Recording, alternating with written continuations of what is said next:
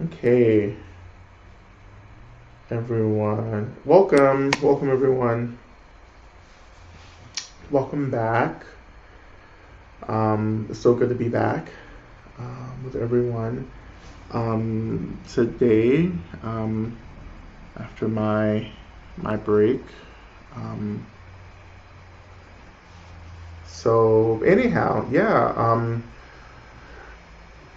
I'm so glad to be practicing with everyone today. And as usual, if you're new, please, just please introduce yourself in the chat so I just have a sense of who's here. And also, whenever you're ready, we can start adding prayer requests to the chat box. And if you have questions, you can just add that to the question box, which should be at the bottom of your screen, with the donate button and the number of people in the room.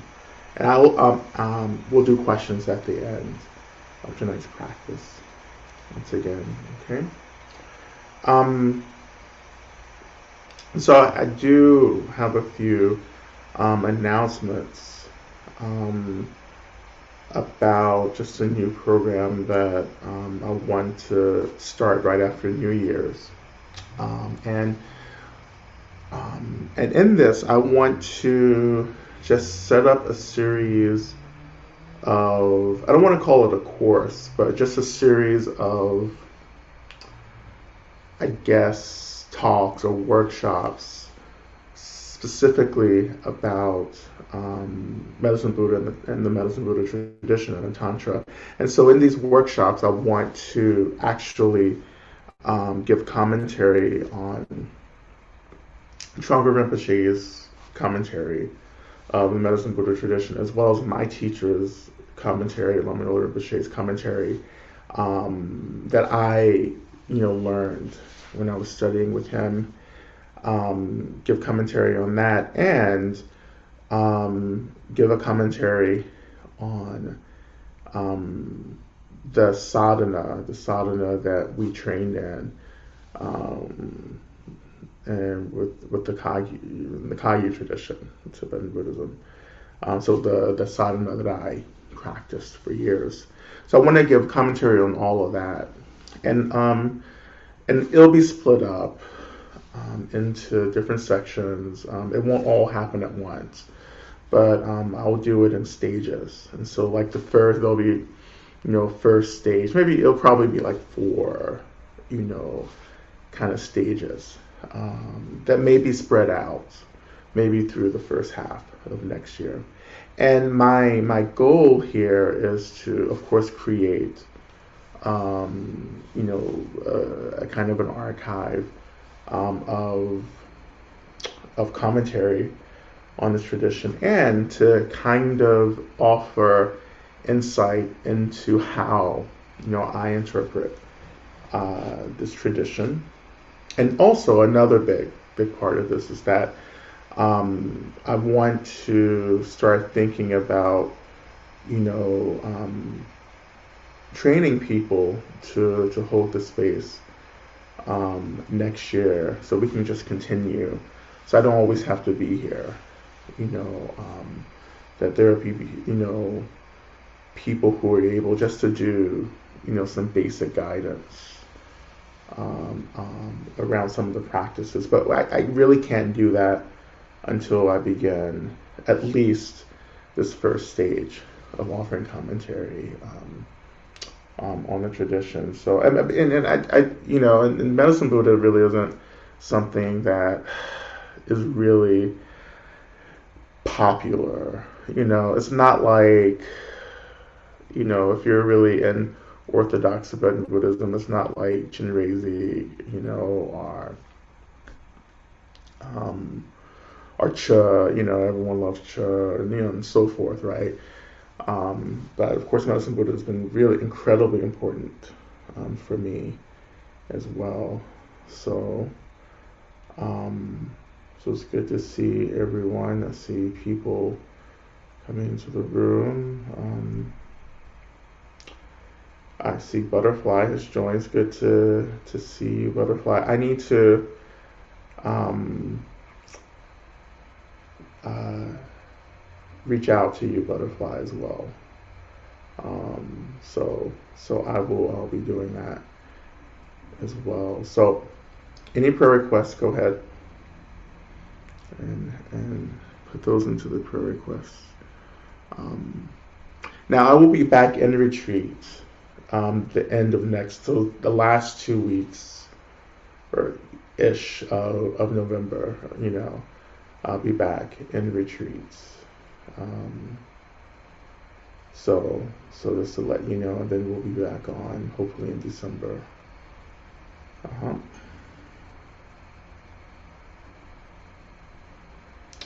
And so again, welcome to everyone. It's not too many people who are joining that are new, I don't think, at least from what I see. But we'll be practicing soon. We'll be offering prayer requests. Again, any questions you want to put into the prayer request. I'm sorry, any questions go into the question box at the bottom of your screen. And so tonight, it's we're not going to do a whole new, kind of set of practices, but I want to revisit some older practices that we've been working on quite a bit, and I want to focus on in these practices letting go. I really think it's incredibly important right now as we've transitioned through into fall, right? At least in this hemisphere, in this fall, to really think about letting go and I've talked about this a little bit in the past, but I'm really interested in how we should be practicing with the seasons, right? So everything should shift with the seasons, like either the way that we're living our lives and some of the things that we're doing and eating and sleeping, all that should change with the seasons. Like we should live seasonally, right? And that's, like it's the same with our practice. And I learned that sitting in retreat, because I, wasn't going anywhere. I wasn't so distracted. So I became hypersensitive to the seasons and the change of the seasons, and I allowed my practice to change. So when I think about the fall, and this may be something I talk about in the near future, maybe even next week, because I was really obsessed with the Buddha families, the four Buddha families, and how the four Buddha families, these archetypal families that help us to understand different kinds of energies, and how they also line up with seasons. And I was, during my retreat years, really, really interested in understanding seasonal energy as it related to meditation practice and to deity practice, which is what we do.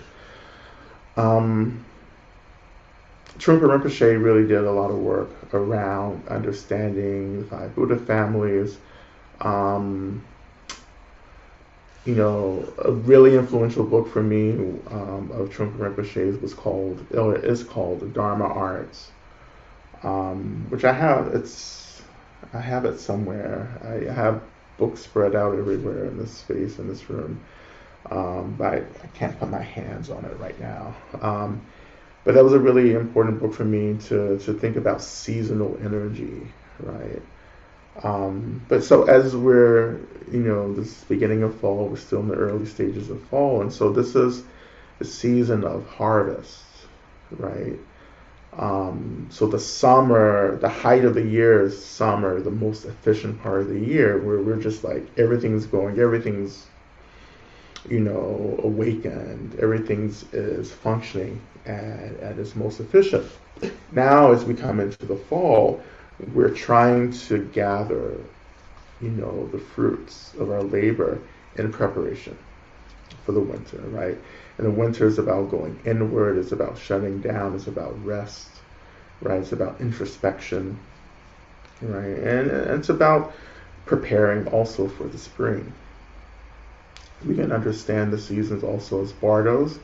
A bardo is an in-between state, so fall is in between summer and winter and so forth. Fall is really important because this is also a period where we have really important uh, ceremonial and ritual observances across many traditions, in many cultures. I was just sitting today, like thinking about all all of the ceremonies and everything that I'm committed to, you know, um, really between now and really the end of the year, right? Um, you know, um, from all the Hindu festivals, that I'm a part of in my ashram, from Durga, Lakshmi pujas, the mother pujas coming up, Diwali, um, and and that's just part of it. And then we have the end of the month, the Day of the Dead, All Saints, Halloween, Samhain, at the end of this month, beginning of November. And that's just like what I'm doing, you know. And then there are just, many of us are engaged in other traditions that, we're doing other things. So fall is also about this time for us to kind of stop and connect to the richness of things. As Trungpa Rinpoche talked about, it's like, he talked about this fall in terms of richness. It's like this like intense, just like, abundance, right? Because it's about the harvest, right? The harvest. And gathering the harvest. And so that abundance, feeling that abundance. And I know many of us are extremely depleted as well. So this is important for us to really take seriously. Abundance practice, right? And moving past and through this, I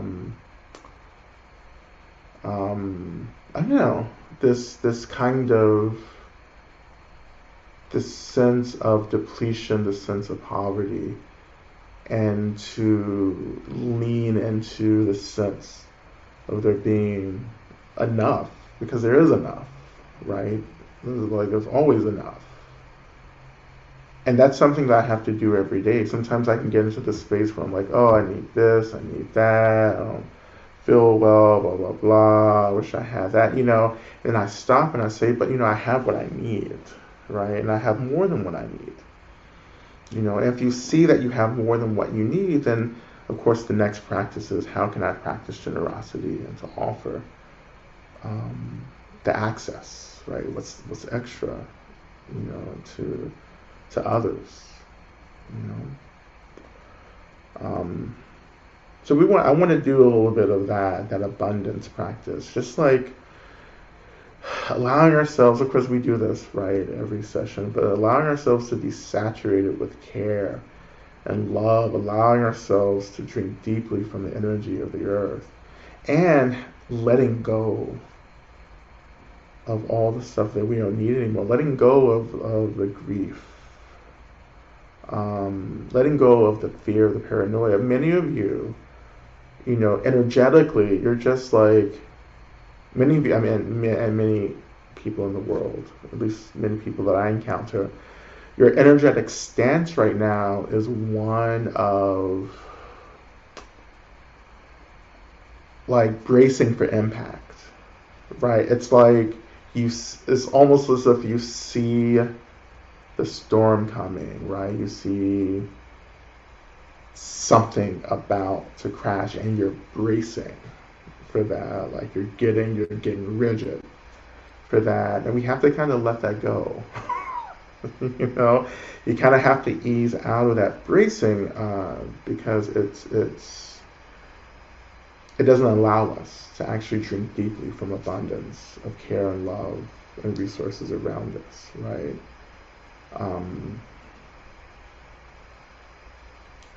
As we talk about often, how can you really trust that you're going to be taken care of, right? I mean, for me, there's really no choice anymore. I choose to trust that I will be cared for, that I'm going to have what I need. And if not, right, how can I trust when it's time maybe for me to transition out of this life as well? Because there's only two choices, life or death, right? And death really actually isn't really anything, right? Even though we we feel like it's something, right? We have a lot of like memory and experience of it being something, but death is just this transition. Death isn't an end of life, right? We continue,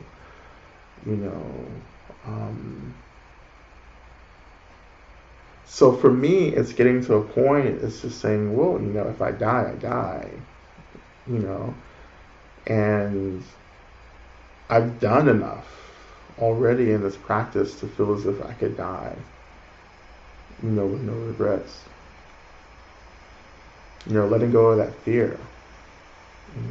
But we want to be in a place where we're just fearless anyway. Life or death, it just is. As my teacher would say, whatever happens, happens. Whatever happens, happens. And with whatever happening, how can you trust that you have everything that you need to navigate it? Which you do. I may not know many of you, but the ones that I know in person, right, I know that you have what you need,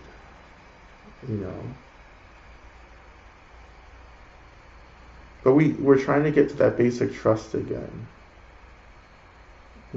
or for the first time, maybe for some of us, trying to get to that basic trust of saying, you know what, no matter what happens, I will have what I need, And if I don't survive, how can I trust my transition from the physical world into the spirit world?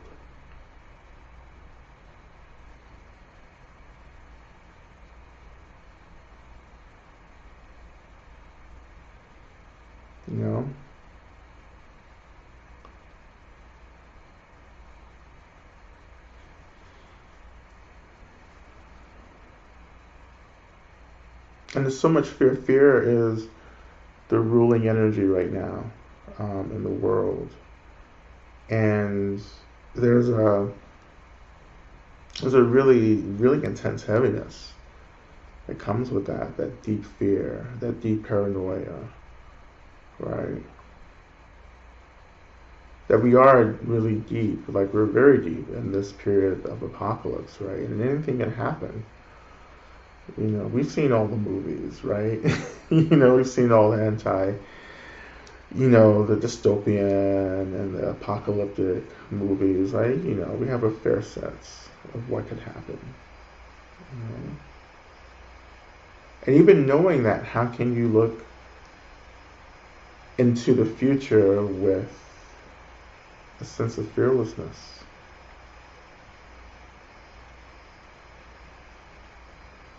Because ultimately, what is this? What is the relative world if not this expression of an illusion, right?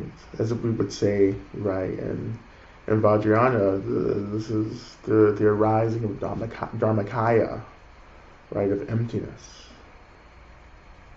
right? This is a dream. Not only is it a dream, it's not where we belong. This is not our home. The mind is our home, right? The nature of our mind is our home, but the illusion, this world, the samsara, this is not our home.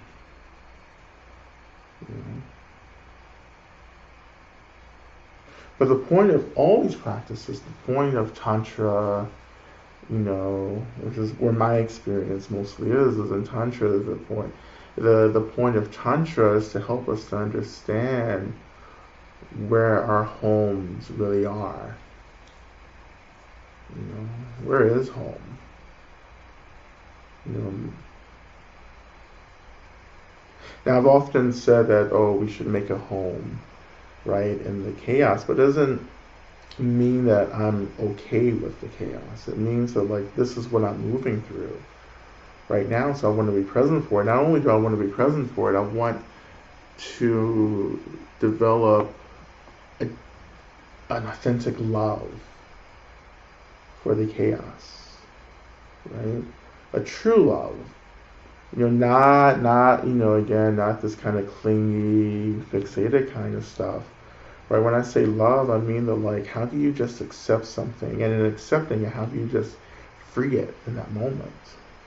When you let something be in its place, you begin to free it.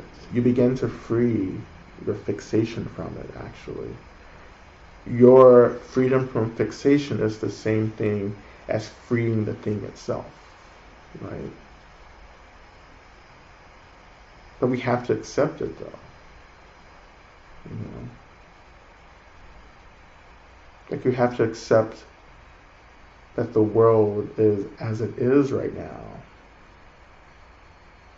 And of course, I've said this many times, to do that, you have to allow your heart to break. And you have to move through this very desolate landscape of hopelessness and delusion. Which is actually where I'm writing about right now. I've been writing today, working on the book. Talking about how the most challenging part of our practice is this collision of the relative and the absolute together. Because many of us, we're in this romantic relationship with the absolute, right? Which is just a way of bypassing the relative. But when the absolute collides back with the relative, you're jolted and you fall back into the relative world, the messiness of the relative world, right? But as you fall back, ideally you're taking the view of the absolute with you. So you're in the relative, but you have the absolute view. But when we get jolted in that moment, we lose the view, and then we get swallowed, we get consumed by the relative world, right? By the hopelessness and the despair. Instead of holding on to the view that all this is arising from emptiness itself, that I'm creating this as I'm moving through this.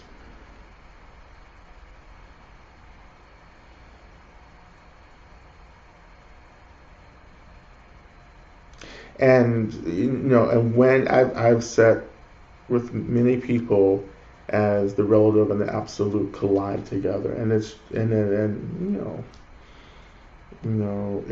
it's make or break, right? And a really tangible example of this collision is teacher abuse. When you think someone's super enlightened and you realize that they're creating a lot of violence, that's an example. Another example is like, when we realize that to get enlightened is actually a whole bunch of fucking work. And then you get into that hopelessness. It's like, then why am I doing it then? If this is going to take forever, then why do it? That's an example that disrupts us.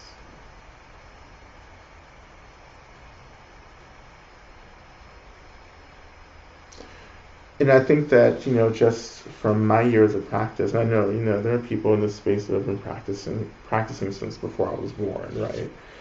Of course, I'm only 29, right? So that has just not been that long of practice. But, I think some older practitioners, some more experienced practitioners can tell you about their experiences of working through these pitfalls, like these collisions, what happens. I mean, when this has happened to people, I know people who have just completely given up their practice. They've been like, fuck this. It's been book burnings. Literally, I know people who have been, they couldn't manage this collision, and they've burnt their Dharma books, or they've given everything away. People call me, they're like, I'm not doing this anymore. Do you want my stuff? Do you want my Dharma books? I'm like, no, I do not. I do not want any more Dharma books. you know, um, I am over Dharma books. I'm almost over my Dharma books, right? The books that I've written. Um, and it's hard. And some people, some people come back, right? Some people bounce back. Some people don't. You know.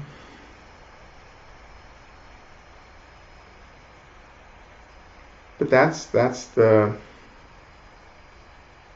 reality of working a spiritual path. Working through it, doing it, whatever, like moving along a spiritual path. That's the reality, right? And it's this collision is so jolting because it's so easy for us to drift off into the sweetness of the absolute. Right? Because yes, the world is like bullshit. Right? And why can't we get a break from this? Right? Why can't we get a break? Right? But it's you have to earn. Like, you just can't skip into the absolute. You have to earn the view of the absolute, right? You just don't choose it. Like, you have to work the relative and understand the relative and allow the relative to begin to open up the awareness of the absolute. So you stay on the ground, you stay with the earth, right? But your view becomes pure. Becomes spacious, right? But you have to stay on the ground to earn that view. Like, you don't go and practice in the relative, in the absolute, right? Which I never could. Like, I talk about this. I've never had that experience. Actually, like, I've always been very much in the relative practicing. Because when I came to practice, like really, really, really, really seriously practicing, I had worked through so much of my, I guess, confusion around the relative. Like, I wasn't trying to bypass the world. I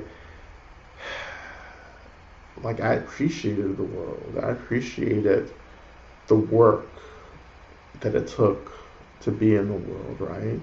And I inherently knew that it was important to do this work. It was important to understand identity. It was important to work through systems of violence, right? It was important, to do, the basic work of the relative. You all know that, right? Like, that was important. I wasn't trying to bypass anything, right? And even in my more advanced practices, that are about going into the absolute, it's like, it's not that interesting, actually, for me. The ultimate or the absolutism, says, oh, this is great, emptiness, great, wonderful, But what I'm more interested in is, how do I bring this view back to the world and live more freely, helping others to live freely. That's what I'm interested in. Visiting the absolute but coming back to the relative, right? And trying to put the relative into practice, or trying to put the absolute into practice within the relative world.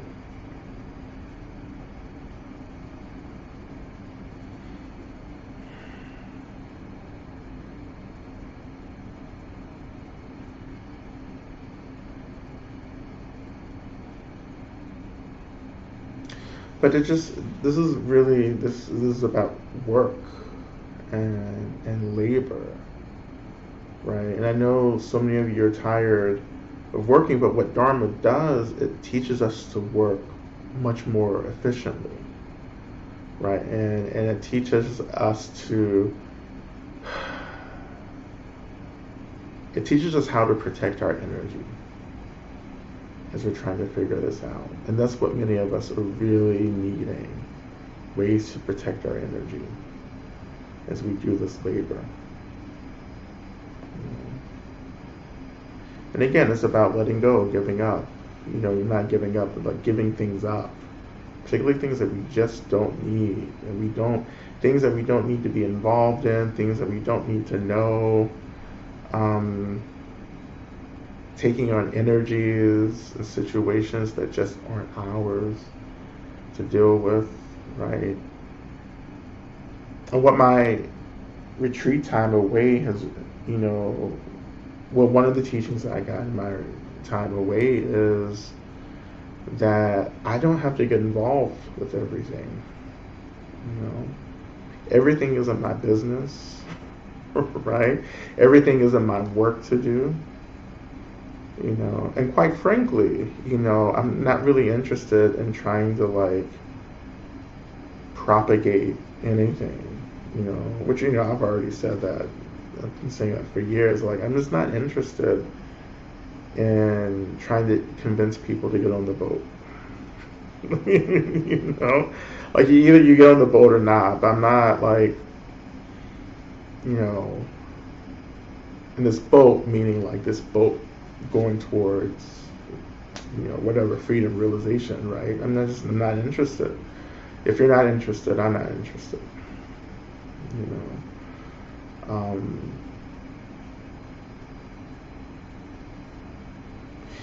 As bodhisattvas, we take a pledge, and this is what my book is about, right? My new book is about the bodhisattvas, but I don't know. I'm just not interested in trying to save people who aren't interested in wanting to be saved. Actually, I'm going to take a really heavy pass on that and go whatever. If you don't want to be saved, I'm not the one who's going to drag you, because you can't. Freedom has to be a consensual thing. I have to consent to get free, right? Because I have to do individual labor to bring about this kind of freedom, right? And when I say freedom, it's particularly talking about freedom from duality, freedom from the binary, right? The freedom to come into the middle, right? And to see everything as it is,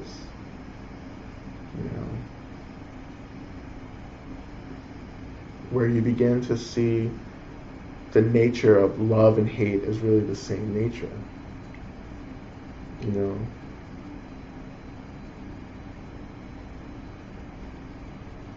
And again, that's the arising of the Dharmakaya, of emptiness, the essence of emptiness.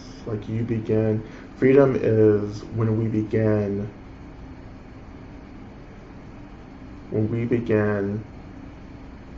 to develop a relationship with the essence of everything. And the essence of everything is the same. It's just one essence. When you begin to develop a relationship to that, that's when you're getting free.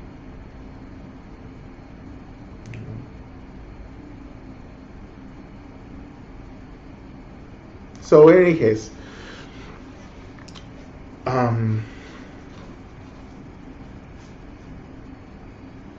that's what I think that should be our project.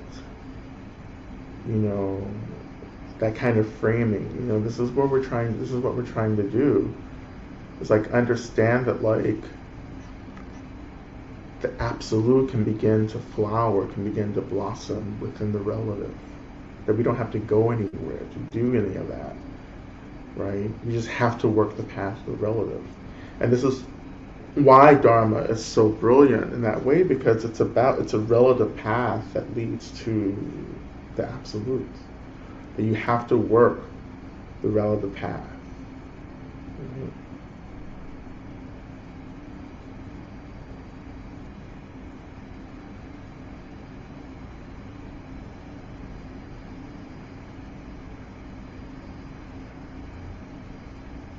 And we're all going to get free at different points. And at different times, some of us are really, really close. Some of us aren't as close, but if you're in this space tonight, if you're here practicing, then you should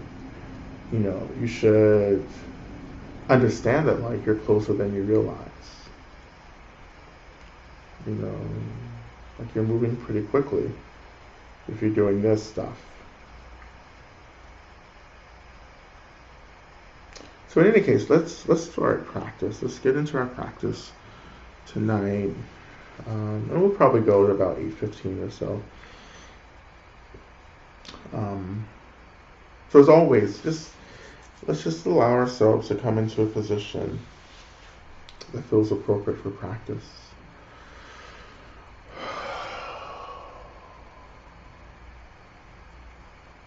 We can begin, by just locating ourselves. When I say locate, I mean that like we're just naming where we're at. It's like a check-in, really. Like, where are we at? How are we feeling? What's coming up for me in this moment? What's happening in my body? What's happening in my mind? That locating ourselves. Because that's a method of coming back to the relative, right? To the ground.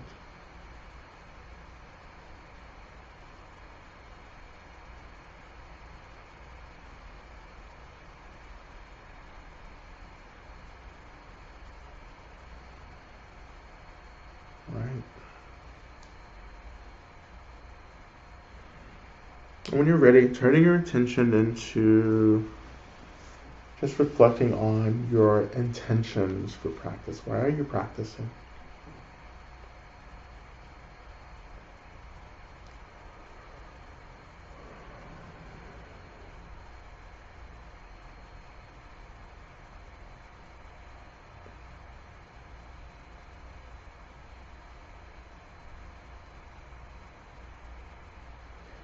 And if you have a devotion practice, right? So if you're tied to, lineage or a teacher or, whatever it may be, just reflect. Just reflect on that devotion. That devotion is actually love, is appreciation, right, for the teachings. So allowing that appreciation, that love to begin to awaken right now.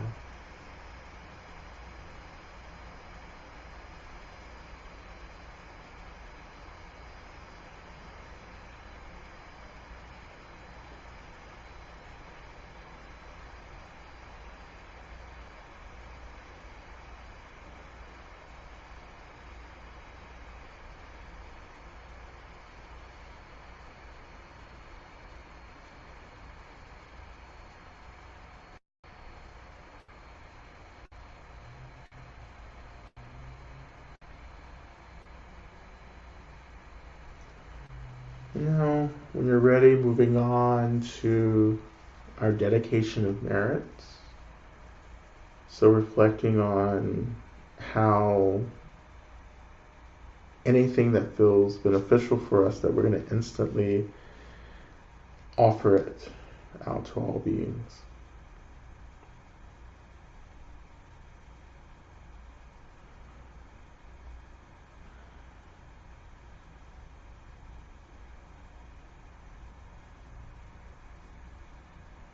And throughout the practice, like whenever you feel like something has really been beneficial for you, just take a moment and say, and may all beings experience this.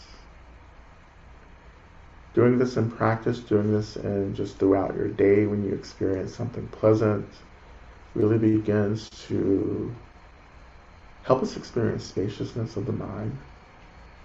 It's sympathetic joy practice, giving away. Right? When I feel joy, I give it away. And giving it away, that act of generosity actually helps us to dissolve fixation on this phenomenon in joy. When we dissolve fixation, we realize that the mind is just simply joyful anyway. And it's the fixation and the contraction that creates the illusion of there not being joy, or anything else pleasant in the mind. The practice is about opening, expanding into these experiences through generosity and empathy, thinking of others, giving away what seems precious for us.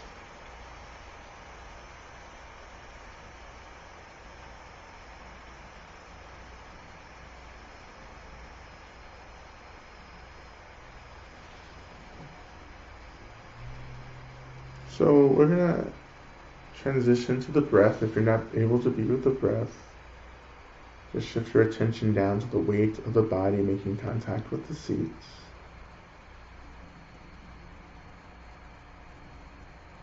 If you're able to be with the breath, just beginning to notice the in-breath and the out-breath.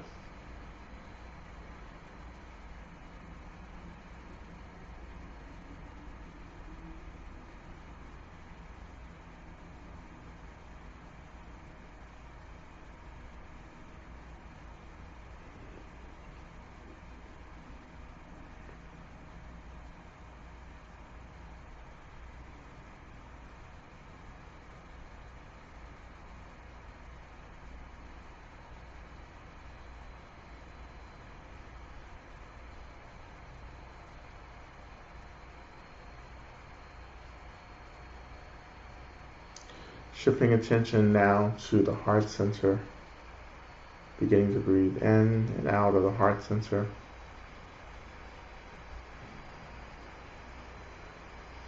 And even now, as we exhale, I want you to start exhaling out the shit that you don't really need right now. So exhaling out, releasing fear, anxiety, worry, paranoia. And again, it's about generosity. And in this moment, it's I want to be generous with myself and release myself from these experiences of discomfort. So breathing deeply into where we are experiencing these energies, letting the in-breath dissolve these energies and just releasing out. Breathing deeply in and releasing out.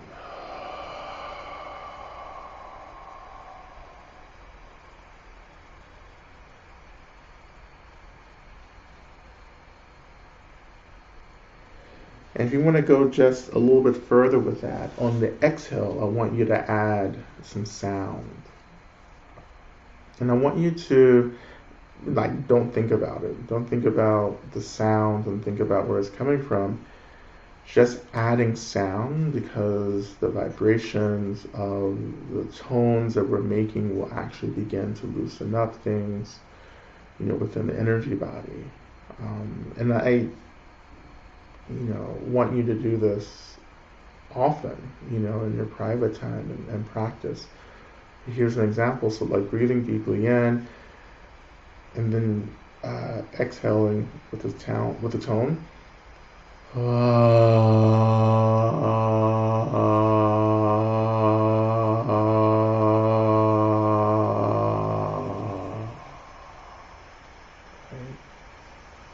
And just keep doing this. We're going to do this just for 2 minutes, right? So breathing deeply in, releasing.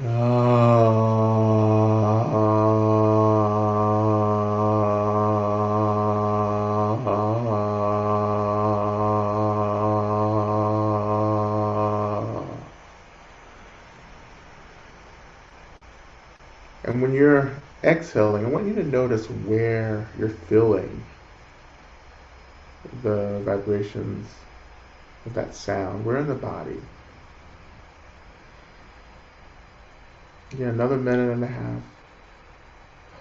And you can just do this, on your own. I won't continue to do it.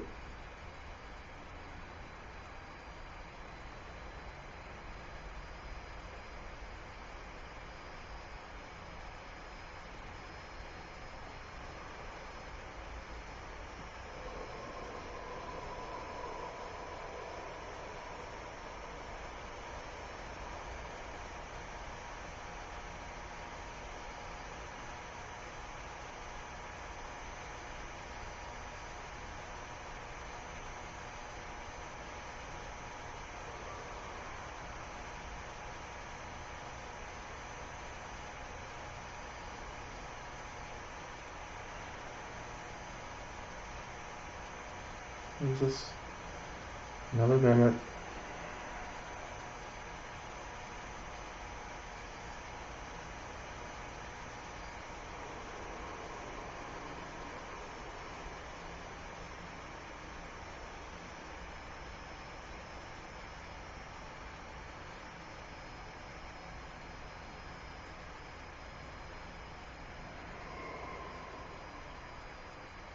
In a couple of seconds.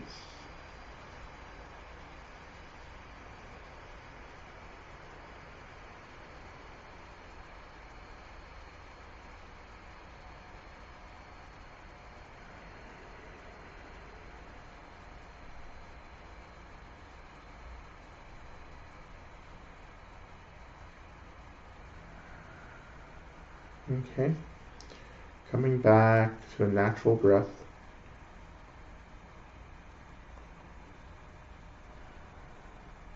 So we're going to shift now, and I invite you to begin to call into your space your homecoming circle, your benefactor circle. So all the beings who love you, who are caring for you, and allowing that circle to form around you, and eventually beginning to feel like that expression of care, the radiation of care into the space around you. Just taking a few moments to work through that practice up to that point.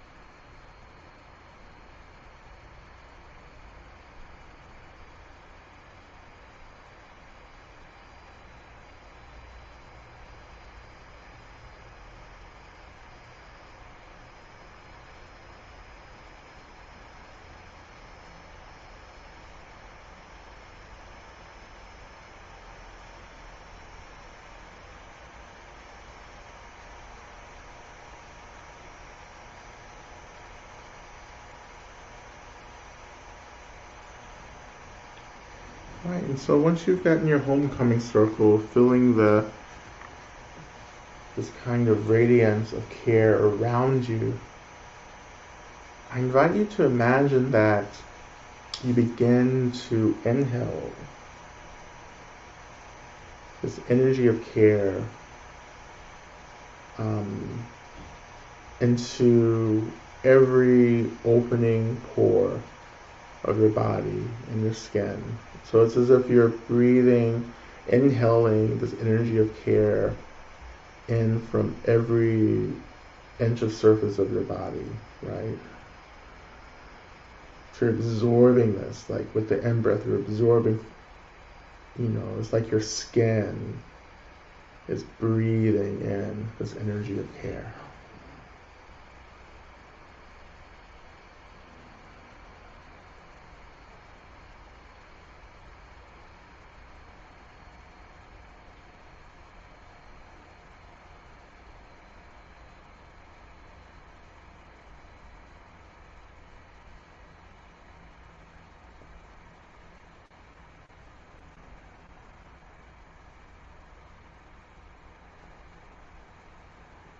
And breathe deeply as if you're drinking deeply, right? So like this deep inhale. And if you're not able to be with the breath, just imagining that you're just absorbing this energy of care.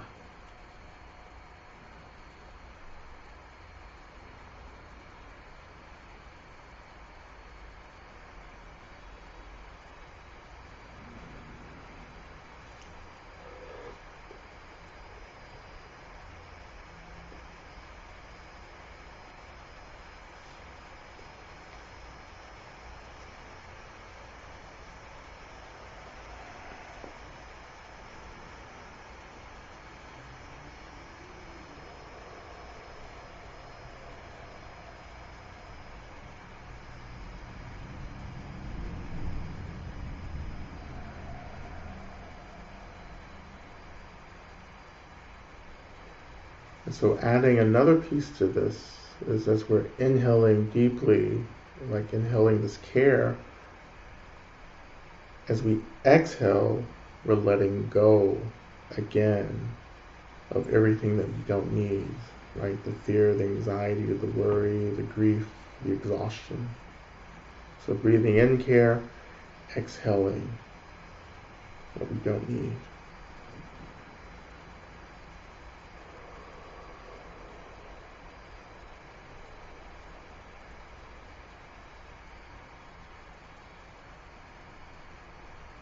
And actually, as we move deeper into this practice, we'll actually introduce our mantra, the mantra practice as well. So as we're moving through the mantra, we're just doing this practice, inhaling deeply in, exhaling out what we don't need.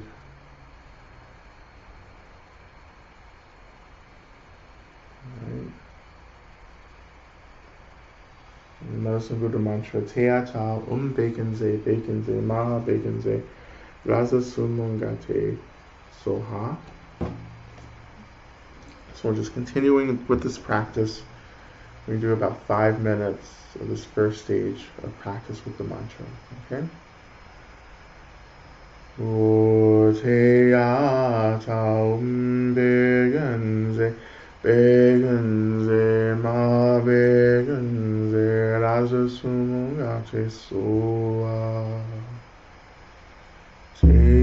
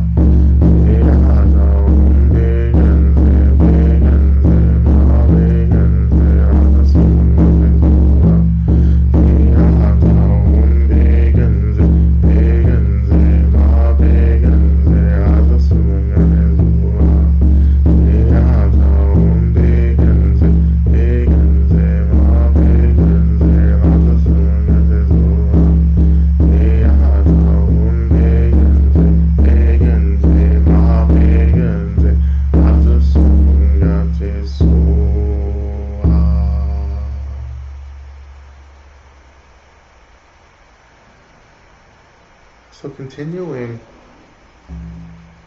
with the practice, I just want to offer our prayer request. And so as I offer the prayer request, I invite you to imagine as you're breathing in this care, right, from your circle of care, that you're also, as you're breathing it in also into the lives and experiences of those whom we're offering prayers for. Okay? So their lives, their situations, no matter what's happening, are being infused with this energy of care that we're inhaling, right?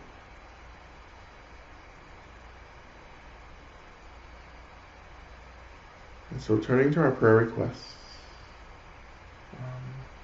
I evoke all of our sources of refuge, the Buddhas, the Bodhisattvas, the Yidams, the Dharma protectors, all benevolent spirits, the protectors and guides of the earth, all benevolent ancestors and guiding spirits, angels, gods, and deities.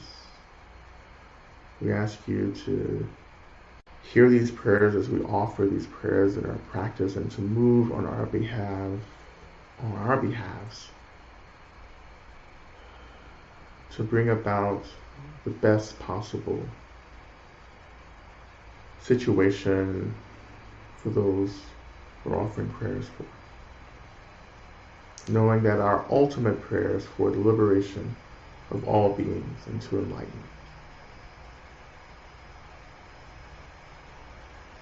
We begin to offer prayers for my mother Carol and her journey through the Bardo. And she passed away in May. We're offering prayers for Calivia, recovering from surgery. Offering prayers of strength, healing, and light, and some relief for my grandmother, Laura, who may be diagnosed with bone marrow cancer tomorrow. Prayers for Willie, who recently passed.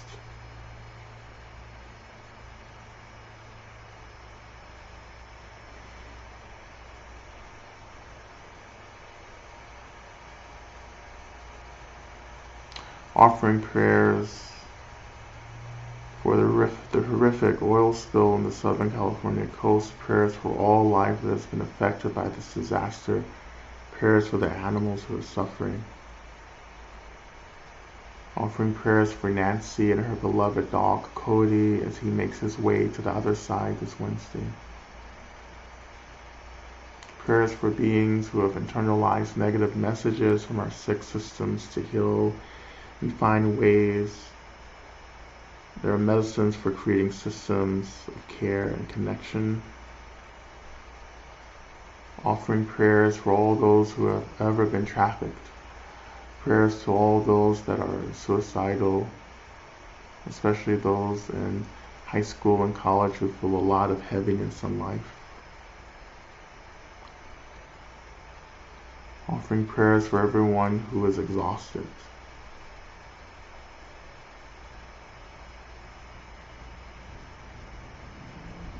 Prayers for my mother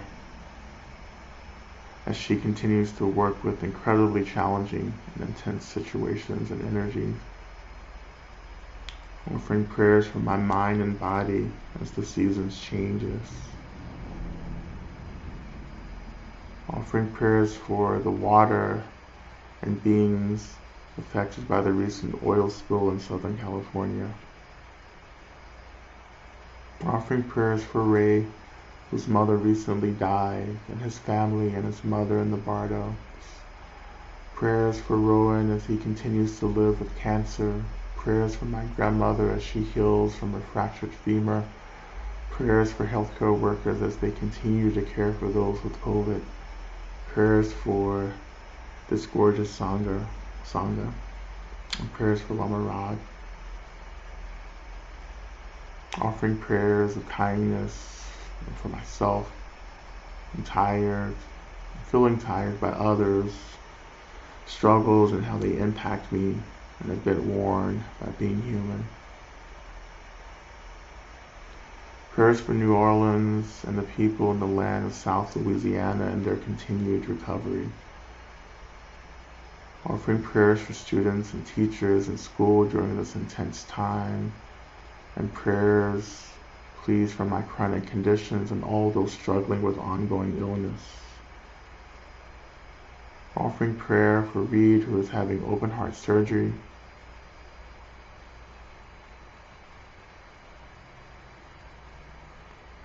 Prayers for all students and their teachers facing pressure at this time. May they be free. Prayers for Connie and her recovery from intestinal illness.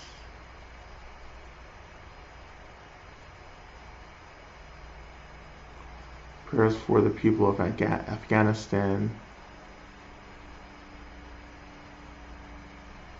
Prayers for Shaya Eisenberg and his wife Bahira, and also Chava in Bali.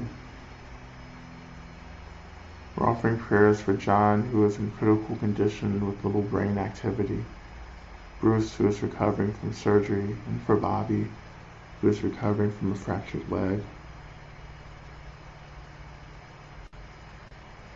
Offering prayers for safe passage through the Bardos for Tom L.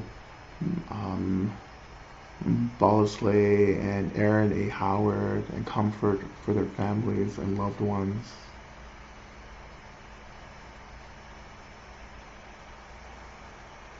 Offering prayers for granddaughter Sierra Kaplan, who is homeless, missing, and addicted. Offering prayer for Carolina, who has brainstem cancer and just had a baby, and for our planet, which is suffering.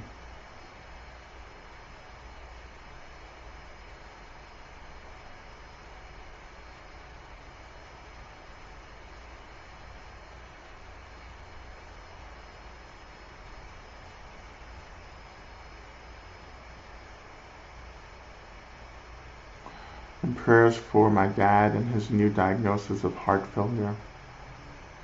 Offering prayers for my grandma's pain, relief from multiple rib fractures, and prayers for everyone facing cancer. And I continue to offer prayers for my uncle, who will be undergoing heart surgery soon. Prayers for Mike, for Gopi Ma. Offering prayers for all people who are struggling within systems of abuse. That we all may be free, and that all forms of suffering will be eradicated. And I pray for all benevolent beings in the universe to come to this world to aid us, to support this world as we transition into a new way of being. That we have the energy and the vision and the support and all the resources that we need to make this journey. That we all may be free as quickly as possible.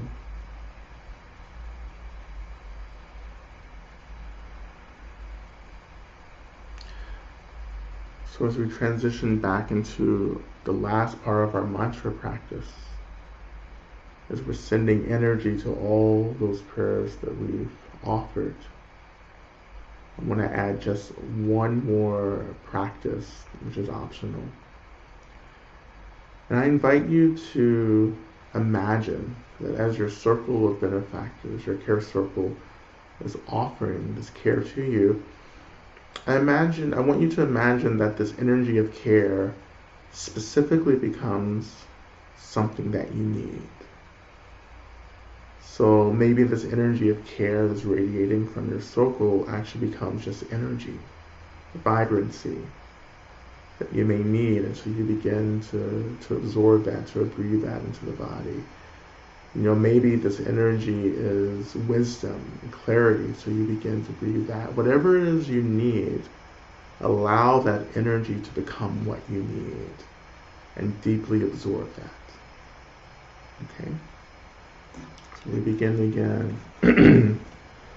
Te ataum begenze, maha begenze, rasa sumungate. So, te ataum begenze, maha begenze, rasa sumungate. So, te ataum begenze, maha begenze, rasa sumungate. So, te ataum begenze, maha begenze, rasa sumungate. So, te ataum begenze,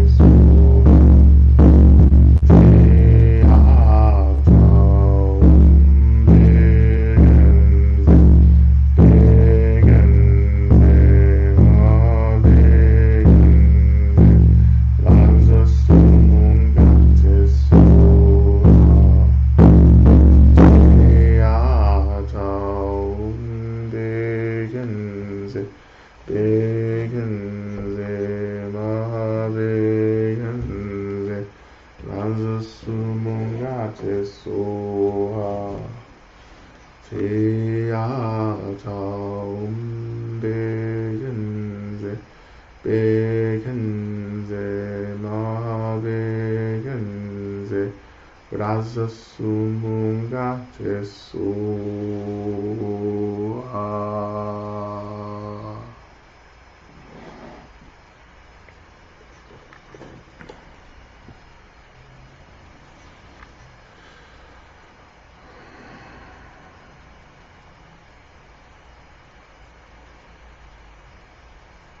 So taking in a final absorption, inhale of what you need. And as you exhale, dedicating the benefits of getting what you need to the liberation of all those we've offered prayers for tonight.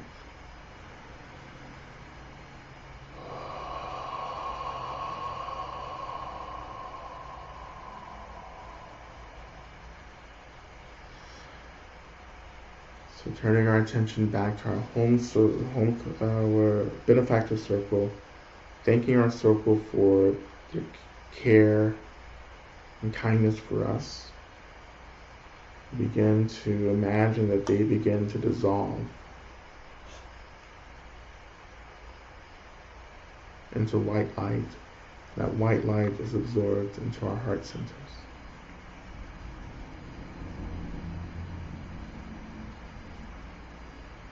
Returning to a natural breath, shifting our attention also down to the seat, noticing the weight of our body, making contact with the seat.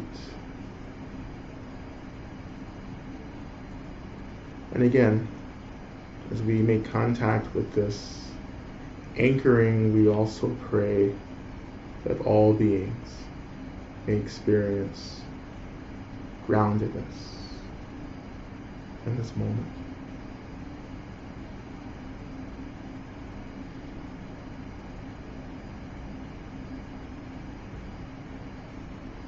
Now turning our attention to Shantideva's prayer. You should find it in the chat box there. We'll recite the prayer 3 times together as a dedication, a final dedication of our practice tonight. And we begin. May I be a protector to those without protection, a leader for those who journey, and a boat, a bridge, a passage for those desiring the further shore. May the pain of every living creature be completely cleared away. May I be the doctor and the medicine.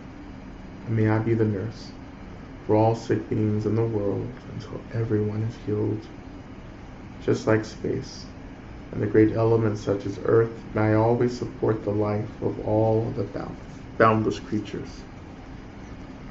And until they pass away from pain, may I also be the source of all life for all the realms of varied beings that reach into the ends of space. May I be a protector to those without protection, a leader for those who journey, and a boat, a bridge, a passage for those desiring the further shore. May the pain of every living creature be completely cleared away. May I be the doctor and the medicine. And may I be the nurse for all sick beings in the world until everyone is healed. Just like space and the great elements such as earth, may I always support the life of all the boundless creatures. And until they pass away from pain, may I always be the source of life for all the realms of varied beings that reach into the ends of space. And finally, may I be a protector to those without protection, a leader for those who journey, and a boat, a bridge, a passage for those desiring the further shore. May the pain of every living creature be completely cleared away. May I be the doctor and the medicine. And may I be the nurse for all sick beings in the world until everyone is healed. Just like space and the great elements such as earth, may I always support the life of all the boundless creatures. And until they pass away from pain, May I also be the source of life for all the realms of varied beings that reach into the ends of space.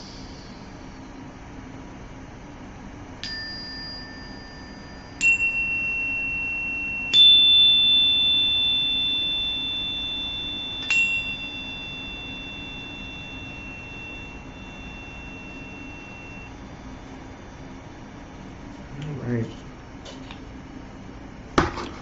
Thank you all so much for the practice in this session, and we'll be back again next week. For those of you who are new, just remember that you can always come back and view this session and any session we've done on this platform as well. Okay. And if there aren't any other questions, we will begin to sign off for tonight as well. So thank you everyone again for your practice. Please continue to practice through the week. Please continue to take care of yourself as well. And I will see you all again soon. All right. Thank you everyone.